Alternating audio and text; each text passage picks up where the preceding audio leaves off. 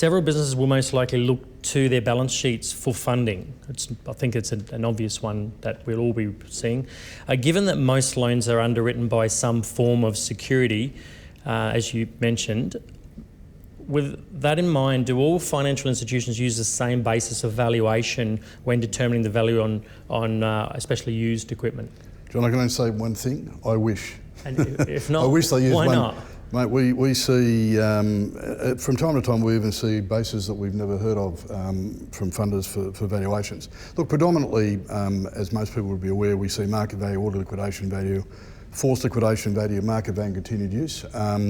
It really, and Greg raised a good point with me prior to the discussion today, I've always struggled to understand why some funders use certain bases of valuation, because when things get tough and they do need to go and recover those assets, they don't, if you like, sell the asset or try to sell the asset in the same manner in which they acquired it, which is on a market value basis, allowing to bring the asset back to marketable value, going through an appropriate marketing campaign, which in some cases might be 3 to 6 months, and then obviously hopefully getting a sale away.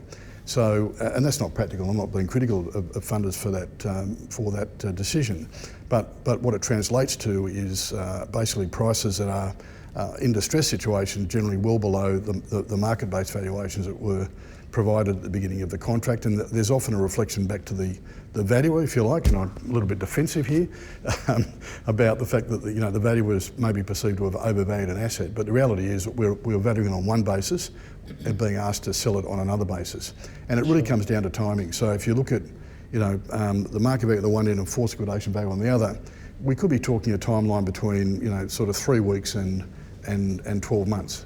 So nobody wants to wait 12 months to sell an asset, particularly if it's specialised or it's unique.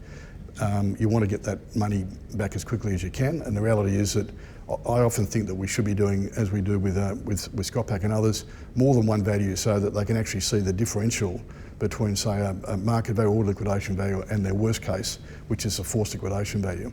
But it can be confusing for customers, for people seeking those funds, because they're looking at maybe acquiring assets. They want to achieve, obviously if it's coming from a dealer, there's a market price attached to the asset.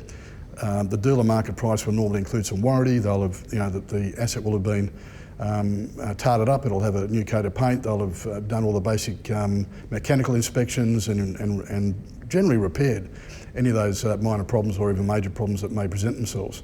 That's obviously going to generate a much higher price at a market value than it will for a private treaty sale between two independent parties, which is another definition of market value. So, once that warranty has worked its way out, and often when a company or business enters into a distressed sales scenario with its assets, you pass the warranty scenario, so you've lost that value in the first instance, it's gone. And as we often see in those distressed scenarios, companies do not also maintain their assets in accordance with OEM specifications. So that generates its own issues in the equipment is not in the condition or similar to the condition that it was purchased in the first place. So lots of challenges for valuers, lots of challenges for funders in trying to understand and bridge those gaps, if you like, between the different definitions of value.